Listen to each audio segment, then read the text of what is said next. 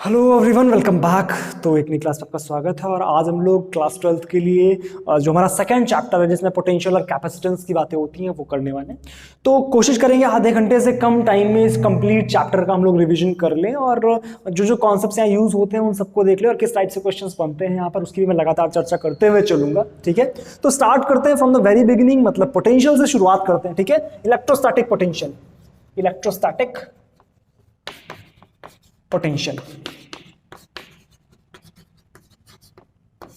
ठीक। Electrostatic potential क्या होता है कि अगर हम बात करें कि एक चार्ज रखा हुआ था हमारे पास, चार्ज के पास में अगर हम दूसरा चार्ज ला करके रखते थे तो वहां पर बेसिकली एनर्जी कुछ स्टोर होती है। तो हम बात करें अगर यूनिट चार्ज अगर ये हो, ये यूनिट चार्ज होता है और ये हमारे पास प्लस क्यू चार्ज होता है। प्लस क्यू के पास में अगर हम एक यूनिट चार्ज ला करके रखते हैं तो work done per unit this charge. तो अगर यूनिट चार्ज मान लो क्यू नॉट था, इसकी वैल्यू 1 डाल देंगे तो W by Q naught is equal to electrostatic potential. तो अगर हम इलेक्ट्रोस्टैटिक पोटेंशियल इस क्यू के पास में लिखते हैं तो इसका फॉर्मूला हमारे पास क्या आता है, K Q by R. This is the potential due to a point charge. This is the potential due to a point charge. Due to a point charge मतलब अगर हमारे पास कोई भी एक चार्ज दिया हुआ है, वहां पर हमें उसके आसपास कहीं भी किसी डिस्टेंस पर पोटेंशियल निकालना है तो हम इस फॉर्मूले का इस्तेमाल करने वाले हैं। बहुत बढ़िया साहब, यहां तक बात समझ आती है। ओके, पहले दूसरी बात, बहुत जरूरी बात कि हमारा potential is a scalar quantity. कैसी क्वांटिटी होती है? स्केलर क्वांटिटी होती है। मतलब इसमें जोड़ने के लिए हमें कोई भी तिकड़म नहीं लगाना है, हमें डायरेक्टली इंक्वायर कर देना। मतलब अगर हमें इस टाइप का कोई सवाल दिया गया है कि यहाँ पे हमारे पास प्लस क्यू है, यहाँ पे हमारे पास प्लस 2q है और यहाँ पे हमारे पास प्लस क्यू है फिर से, तो हमें इस तरीके का अगर कोई सवाल दिया गया, यहाँ से हमें डिस्टेंसेस वगैरह पता है, हमें सेंटर पे बोल दिया गया बताओ क्या पोटेंशियल होगा, तो डायरेक्टली अगर ये डिस्टेंस आर है तो हम डायरेक्टली बोल सकते हैं k Q by r plus 2k by r plus k Q by r is the potential. यहां पर आपको वेक्टर्स सॉल्व करने की आवश्यकता नहीं है, तो बहुत आसान चीज बन जाती है जब पोटेंशियल की बात होती है। तो पोटेंशियल की यूनिट हमारे पास क्या होती है? इसकी यूनिट जो होती है that is volt. That is volt, या अगर हम यहां से बात करें तो जूल पर कूलम। वोल्ट और जूल पर coulomb is the unit of volt. क्या यहां तक की बात क्लियर है? स्केलर क्वांटिटी होती है, जोड़ने के लिए कोई दिक्कत नहीं होगी। ठीक साहब, यहां तक बात समझ आती है। ओके, अब क्या है, पोटेंशियल की अगर हमने बात करी ही है तो दूसरी बात यहां से अगर हम देखें इस फॉर्मूले से हम लिख सकते हैं W is equal to V into Q naught. मतलब एक पर्टिकुलर ये क्या था, यहां पर W जो था that was work done in moving a particular point charge, unit charge from infinity to a particular point. तो हम इन्फिनिटी से लाए थे तो ये वर्क डन करना पड़ रहा है। इसका मतलब है अगर हम एक पॉइंट से दूसरे point, suppose that point A था, ये पॉइंट B था, ये पॉइंट A था, ये पॉइंट B था, कोई एक्सटर्नल फील्ड भी आप मान सकते हो यहां पर है, तो मान लो ये फील्ड है यहां पर पोटेंशियल जिसका, या मान लो यहां पर एक चार्ज था Q नॉट, यहां पर एक चार्ज था Q नॉट, यहां पर हम चार्ज इसको यहां से उठाकर यहां तक ले गए हैं। पहली बात, इलेक्ट्रोस्टैटिक जो फील्ड होता है, इलेक्ट्रोस्टैटिक फील्ड कैसा होता है हमारे पास? कंजर्वेटिव फोर्स फील्ड होता है। तो आप किस भी पाथ से ले जाओगे यहां का और यहां का जो पोटेंशियल डिफरेंस आएगा वो सेम आएगा। तो VA minus VB will be same for all paths, क्योंकि इलेक्ट्रोस्टैटिक फोर्स फील्ड जो होता है that is a conservative force field. तो मान लो हमारे पास एक चार्ज यहाँ प्लस क्यू रखा हुआ था, यहां से A डिस्टेंस पर था, यहां से 2A डिस्टेंस पर था टोटल। तो हमसे बोल दिया गया there is a point charge Q naught which we have to bring from point A to point B which is at the distances at A and 2A respectively from the point charge plus Q। तो आपसे बोला कि what is the work done. तो work done निकालने के लिए हमें simple करना क्या है, यहाँ के और यहाँ के पोटेंशियल्स का पहले डिफरेंस करो, यानी VA माइनस VB करना है और मल्टीप्लाई करना हमें Q नॉट से। That will be equal to work done in bringing this charge. तो VA की वैल्यू क्या है अगर इस पॉइंट के लिए बात करें तो KQ बाई A, VB की वैल्यू क्या है KQ बाई 2A, माइनस करके हम Q नॉट का मल्टीप्लाई करा देंगे, that will be the work done. क्या यहां तक की बात क्लियर है? अब इसको नोट करने के बाद चलेंगे आगे। तो सबसे मेन बात आपको ध्यान क्या रखनी है कि जब भी हमें वर्क डन कैलकुलेट करना हो तो जो भी 2 पॉइंट का, इस पे क्वेश्चन बहुत पूछ जाते हैं कि जब भी किसी भी 2 पॉइंट की अगर बात कर रहे हैं तो उनका पोटेंशियल डिफरेंस आप निकाल दो, 4 से मल्टीप्लाई करा दो, that will be the work done. ठीक साहब, यहां तक बात समझ आती है। ओके, इसके बाद आते हैं हम डाइपोल पे। किस पे? डाइपोल पे। डाइपोल बढ़िया चीज है, ध्यान से देखो। डाइपोल देखो, जैसे हम लोग एक बात अगर और मैं यहाँ पे बताना चाहूँ कि सपोज दैट हम पोटेंशियल की बात कर रहे हैं तो पोटेंशियल डिफरेंट सिस्टम्स पे आप कैलकुलेट कर सकते हो, क्योंकि स्केलर क्वांटिटी होती है। मैंने जैसे आपको ये बताया, तो क्वांटिटी सिस्टम्स के लिए कैलकुलेट कर सकते हो। जैसे मान लो मैं आपसे बोल दूं कि हमारे पास एक ये रिंग थी, एक ही रिंग थी, इस पर चार्ज था Q। तो बताओ इसके सेंटर पे हमारे पास जो इसकी रेडियस मान लो R थी, तो इसके सेंटर पे इलेक्ट्रोस्टैटिक पोटेंशियल की क्या वैल्यू होगी? तो हम सिंपल ध्यान से आप देखो कि टोटल चार्ज जो है that is at a particular distance R, तो यहां पर आप पोटेंशियल डायरेक्टली लिख सकते हो KQ/R, क्योंकि सारा का सारा चार्ज Q जो है वो R डिस्टेंस पर ही रखा हुआ है, तो हम बोल सकते हैं पोटेंशियल इज KQ/R। लेकिन आप सोचो ऐसे रिंग ले लो, ठीक, और यहां से ऐसे ले आओ, तो देखो कितना आसान तरीका बन जाएगा। इलेक्ट्रिक फील्ड में टफ बन रहा था बट इसमें आसान बन जाएगा। मान लो इसकी रेडियस थी R, चार्ज था Q, ये डिस्टेंस थी A। तो अब देखो अगर ध्यान से, तो ये डिस्टेंस क्या है? √R² plus A²। तो यहां पर जो सारा चार्ज है वो अब भी एक फाइनाइट डिस्टेंस पर ही रखा हुआ है। यहां से अगर आप देखो तो सारे पॉइंट्स की डिस्टेंस सेम है, तो यहां पर भी हम पोटेंशियल क्या लिख सकते हैं? KQ/R होता है ना, R कितना है? R² प्लस A² का √, ये आ जाएगा यहाँ पे पोटेंशियल। ठीक है, तो कोई भी सिस्टम दिया होगा आप डायरेक्टली वहां से इलेक्ट्रोस्टैटिक पोटेंशियल को कैलकुलेट कर सकते हो। बात क्लियर है? अब आते हैं वापस से डाइपोल पर। डाइपोल में हमारे पास 2 पॉइंट चार्जेस होते हैं, एक +Q और एक हमारे पास -Q, और दोनों रखे होते हैं एक शॉर्ट डिस्टेंस पे। जनरली इसको हम 2L से दिखा देते हैं कि 2L is the short distance between these two dipoles. ठीक साहब, इसके डाइपोल मोमेंट जो हम डिफाइन करते हैं उसको क्या होता बोलते हैं? T is equal to Q into 2L is the dipole moment. याद है? अच्छा, इसके लिए जब एक्सियल पॉइंट पर इलेक्ट्रिक फील्ड, याद है इलेक्ट्रिक फील्ड और पोटेंशियल दोनों कैलकुलेट करते हैं, तो इलेक्ट्रिक फील्ड क्या आता है एक्सियल पॉइंट पर? लिख ले रहा हूं यहां पर, एक्सियल पॉइंट पर इलेक्ट्रिक फील्ड का फॉर्मूला क्या आता है? 2kp/r³। ठीक है, और पोटेंशियल क्या आता है एक्सियल पॉइंट पर? एक्सियल पॉइंट पर पोटेंशियल क्या आता है? पोटेंशियल क्या आता है? 2kp/r²। This is the potential, this is the electric field. अच्छा, अगर हम इक्वेटोरियल पॉइंट की बात करें, परपेंडिकुलर बाइसेक्टर की बात करें, इसकी बात करें, परपेंडिकुलर बाइसेक्टर की बात करें, तो परपेंडिकुलर बाइसेक्टर पे electric field at perpendicular bisector, ये हमारे पास क्या आता है? परपेंडिकुलर बाइसेक्टर पे इसका फॉर्मूला क्या आता है? KP, या माइनस बोलना चाहिए इलेक्ट्रिक फॉर्म में अगर हम लिख रहे हैं, क्योंकि अगर इलेक्ट्रिक पोटेंशियल P जो है, P क्या था? डाइपोल मोमेंट, छोटा बनाना चाहिए मेरे को ये। तो डाइपोल मोमेंट अगर इस डायरेक्शन में, तो इलेक्ट्रिक फील्ड इस डायरेक्शन में आएगा, तो KP/r³, और पोटेंशियल जो आता है वो परपेंडिकुलर बाइसेक्टर पे आता है 0। पोटेंशियल क्या आता है? 0।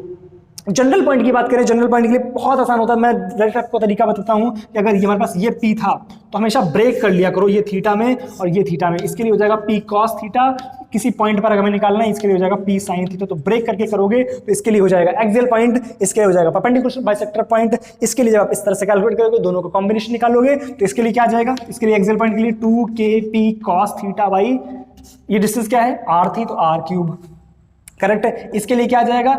इसके लिए हमारे पास आ जाएगा KP sin theta by R³। दोनों का स्क्वायर करके जोड़ के स्क्वायर रूट लगा लो, दैट इज द नेट ये क्या था हमारे पास? नेट इलेक्ट्रिक फील्ड है ना। पोटेंशियल की बात करें तो पोटेंशियल में क्या होगा, क्योंकि चूंकि पोटेंशियल जो है वो सिर्फ और सिर्फ हमारे एक्सियल पॉइंट की वजह से आता है, तो पोटेंशियल क्या आ जाएगा? P नेट या P जनरल हमारे पास क्या आ जाएगा? 2kp cos theta by R²। ये जनरल पोटेंशियल आ गया। यहाँ तक की बात क्लियर है?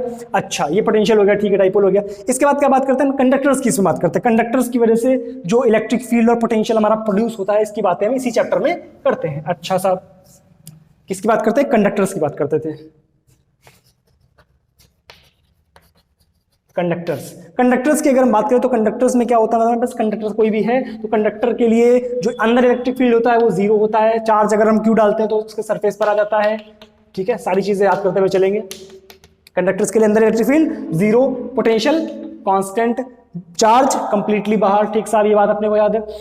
ओके, फिर मैंने बात करी थी, फिर हम लोग जब बात करते हैं तो बात करते हैं स्फीयर्स की, कि स्फीयर्स के केस में क्या होता है। हालांकि स्फीयर्स का कुछ पोर्शन शायद हट भी गया इस बार, बट हमें मेन चीजें याद रखनी है। ठीक है, क्या याद रखना है कि अगर स्फीयर की बात करें तो हमारे पास 2 टाइप के स्फीयर हो सकते हैं। एक इस तरह का 2 तरह के स्फीयर नहीं, 2 तरह का चार्ज डिस्ट्रीब्यूशन बोल सकते हैं। एक जिसमें सिर्फ और सिर्फ आउटर मोस्ट जो हमारे पास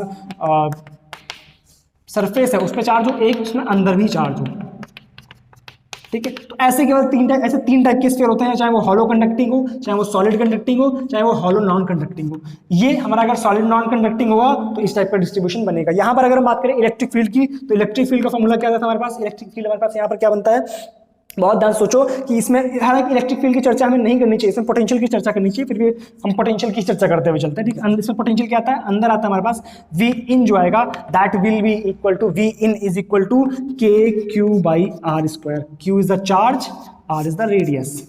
ठीक है, आउटसाइड क्या आता है potential? Outside V out is equal to K Q by छोटा आर स्क्वायर। यहाँ पर क्या आता है, यहाँ पर हमारे पास वी इन जो आता है दैट इज इक्वल टू, इसका एक कॉम्प्लिकेटेड सा फॉर्मूला कुछ आता है, याद करो, अगर आप याद हो के Q by 2r cube bracket में 3r square minus are square, इस तरह का एक फॉर्मूला आता है।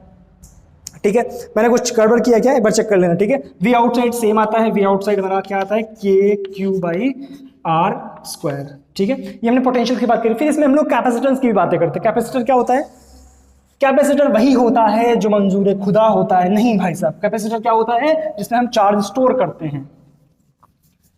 ठीक साहब, कैपेसिटर क्या होता है, जिसमें हम चार्ज स्टोर करते हैं।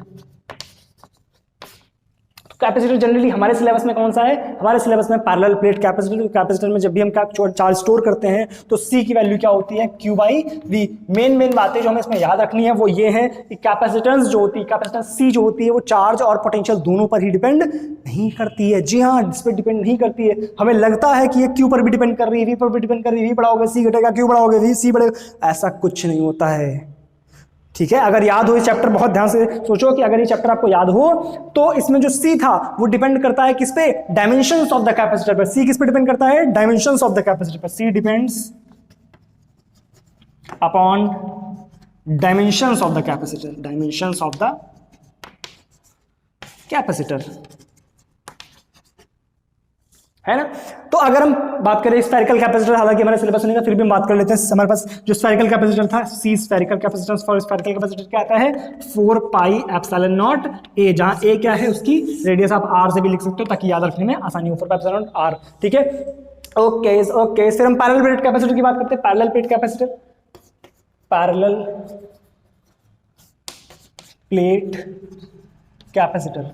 ठीक, तो पैरेलल प्लेट कैपेसिटर क्या होता है, पैरेलल प्लेट कैपेसिटर इस तरह का कुछ दिखता था, याद करो, इस तरह से पैरेलल प्लेट कैपेसिटर होता था। यहाँ पर हम चार्ज देते थे प्लस Q, यहाँ पर होता था माइनस Q, जो कि हमारा ई वाला आता था अंदर वाली सरफेस पे, याद था बाहर वाली सरफेस पे, बाहर 0 होता था चार्ज, याद है। अंदर टोटल इलेक्ट्रिक फील्ड क्या होता था, अंदर टोटल इलेक्ट्रिक फील्ड, इसकी वजह से सिग्मा बाई 2 एप्सिलॉन नॉट, इसकी वजह से 2 सिग्मा बाई 2 एप्सिलॉन नॉट, तो टोटल आता था sigma by epsilon not, sorry just a second, sigma by epsilon not. ठीक है, याद आता हमारे पास इलेक्ट्रिक फील्ड। तो कैपेसिटेंस क्या थी यहाँ पर, कैपेसिटेंस का फॉर्मूला क्या था, कैपेसिटेंस आता था हमारे पास A epsilon not by D, A epsilon not by D। अगर हम इसमें एक डाइलेक्ट्रिक मटेरियल भर देते थे, क्या करते थे, डाइलेक्ट्रिक मटेरियल भरते थे। पहले थोड़ी सी एनर्जी की बात कर लेते हैं। ठीक है, कि इसकी एनर्जी का फॉर्मूला क्या था कि energy of the parallel plate capacitor U is equal to half CV square. ये क्या थी हमारे पास, एनर्जी ऑफ द कैपेसिटर। ठीक है, ये थी energy. Okay, work done by the battery, work done by the battery, battery कितना वर्क करती थी, CV स्क्वायर। बैटरी क्या वर्क डन करती थी, CV स्क्वायर। हीट लॉस क्या था, हीट लॉस का फॉर्मूला क्या था, heat loss is equal to work done by battery minus E final of the capacitor minus E initial of the capacitor. ये थी मेरे पास work done by the battery, work done by the battery, sorry heat loss is equal to work done by battery minus E final minus initial. ठीक है, ये था हमारे पास हीट लॉस का फॉर्मूला। ठीक, अब हम जब इसमें डाइलेक्ट्रिक भरते, डाइलेक्ट्रिक भरने से होता क्या था, सोचिए ये डाइलेक्ट्रिक हमने भरा तो डाइलेक्ट्रिक की नीड क्यों पड़ती थी, क्योंकि जब डाइलेक्ट्रिक हम भर देते थे इसमें तो पहली बात तो प्लेट्स नहीं चिपकती थी, दूसरी बात कैपेसिटेंस बढ़ जाती थी, याद करो। तो हमें इसमें से डाइपोल जनरेट, पोलराइजेशन होता था, इसमें क्या होता था, पोलराइजेशन होता था। इस